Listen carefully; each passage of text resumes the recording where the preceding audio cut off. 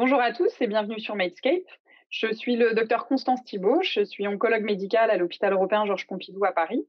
Et aujourd'hui, je suis en présence du docteur Laurence Albigès, qui travaille à l'Institut Gustave Roussy à Villejuif. Et on va essayer de vous retracer à toutes les deux les principales actualités dans les tumeurs génito-urinaires qui ont eu lieu cette année à l'ESMO en 2020. Alors Laurence, quelles sont les principales nouveautés de ce congrès dans le cancer du rein? Tout d'abord, est-ce qu'il y a eu des grosses coupes cette année? Bonsoir Constance, bonsoir à tous. Alors effectivement, c'est une année particulière encore à l'ESMO pour le cancer du rein, puisqu'il y a une session présidentielle qui nous a apporté des résultats d'une nouvelle combinaison en première ligne, qui est un doublet d'un anti-angiogénique, le cabozantinib, avec une immunothérapie, le nivolumab. Donc une stratégie VEGFR-TKI plus un anti-PD1. C'est un essai d'enregistrement qui s'est comparé au SUTENT et c'est une étude qui est tout à fait positive, qui montre un bénéfice en survie avec un hazard ratio à 0,6, ainsi qu'un bénéfice en taux de réponse et une PFS qui est 2 fois plus longue avec l'association. Au-delà des 15 mois, on est à 16 mois de PFS, donc très clairement un bénéfice franc à cette approche. C'est une étude qui nous montre que les associations anti-angiogéniques plus immuno sont associées à des toxicités qu'on connaît maintenant puisqu'on a accès en France à l'association axitinib plus pembrolizumab. Mais donc, c'est un nouveau doublet qui va venir enrichir notre arsenal thérapeutique en première ligne. Donc, très clairement, un essai qui vient offrir probablement un autre standard en première ligne.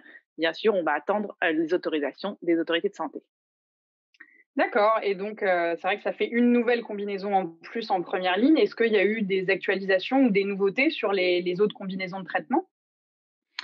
Des actualisations, oui. Niveau IP, avec un follow-up de plus de 4 ans maintenant qui montre le même bénéfice en survie, en taux de réponse et en PFS dans la population des pronostics intermédiaires et mauvais, avec un hazard ratio qui se maintient tout à fait à 0,65.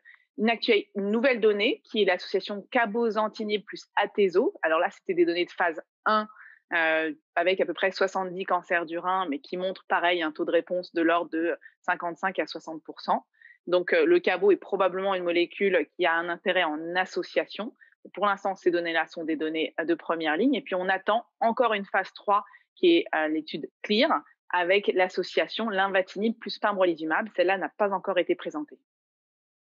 D'accord. Et est-ce qu'il y a des biomarqueurs qui semblent potentiellement intéressants justement pour nous aider à choisir dans ce panel de combinaisons, que ce soit en première ligne ou dans les lignes ultérieures?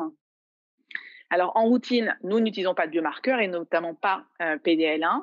Par contre, la session cancer du rein à l'oral était une session avec une bonne tonalité française, puisqu'il y a eu plusieurs oraux dans le cancer du rein présentés par des Français. Il y avait des analyses de l'étude Nivoren qui a été conduite en France. Et puis surtout, il y avait la première présentation de l'étude Bionic, qui est une étude qui vraiment a été soulignée par l'ensemble des médias, puisque c'est une étude basée sur l'utilisation de biomarqueurs avant randomisation. Et c'est une étude de stratégie qui teste chez des patients en fonction d'un biomarqueur une randomisation, soit TKI, soit immuno, avec soit simple immuno, soit double immuno, en fonction du profil d'expression.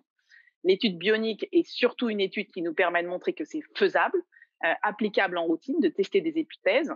Là, on était sur du matériel congelé. La prochaine étape sera de travailler sur de la paraffine. Et puis, elle nous montre que chez des patients qui ont vraisemblablement un infiltrat immunitaire important, peut-être qu'une monothérapie peut faire aussi bien qu'une double immunothérapie. Mais bien sûr, ce n'est pas un essai à visée comparative, mais par contre, une étude biomarqueur très bien menée et pour laquelle on est très fiers. Oui, je peux aussi rebondir si vous avez fait un cut à cet endroit-là. Et Constance, est-ce que tu peux nous dire un petit peu plus sur les tumeurs de vessie? Quel a été le highlight de l'ESMO sur les tumeurs urothéliales? Alors, dans les tumeurs urothéliales, il y a eu pas mal d'actualités, mais malheureusement des actualités d'études négatives, mais qui étaient quand même des études qu'on attendait, notamment les combinaisons de traitement en première ligne de traitement dans les cancers urothéliaux métastatiques. Donc, je commencerai déjà par les données de la Keynote 361, qui était une étude de phase 3 qui a inclus un peu plus de 1000 patients, qui comparait en fait 3 bras de traitement: le bras chimiothérapie par platine gemcitabine, le bras chimiothérapie plus pembrolizumab, donc un anti-PD1, et le bras pembrolizumab seul.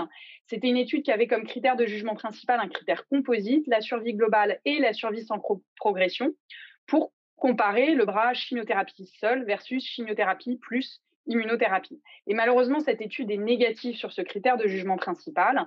Et quand on compare le bras pembrolizumab versus chimiothérapie dans la population PDL1 positive, eh bien l'étude est aussi négative, avec finalement des taux de réponse objectifs qui sont globalement meilleurs quand la chimiothérapie est donnée que quand il n'y en a pas, et qui sont un tout petit peu mieux, de l'ordre de 55% dans le bras chimio plus pembro versus 45% dans le bras chimiothérapie seule.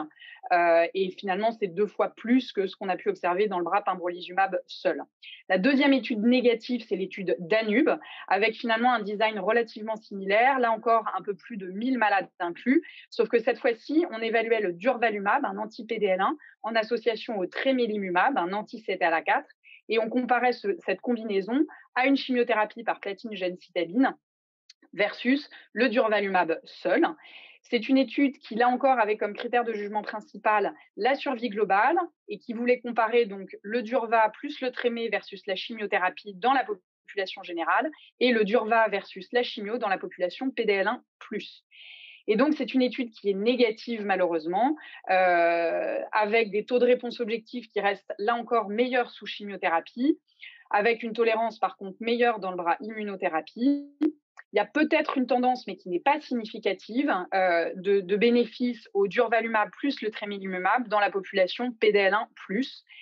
Mais voilà, donc finalement, 2 grosses études négatives, et je citerai même une troisième étude, qui est une étude espagnole, qui cette fois-ci est une étude de phase 2, qui associait cette fois-ci l'avelumab, donc un anti-PDL1, au carboplatine gemcitabine, avec une séquence de traitement importante. C'était avelumab 2 injections, puis chimio plus avelumab.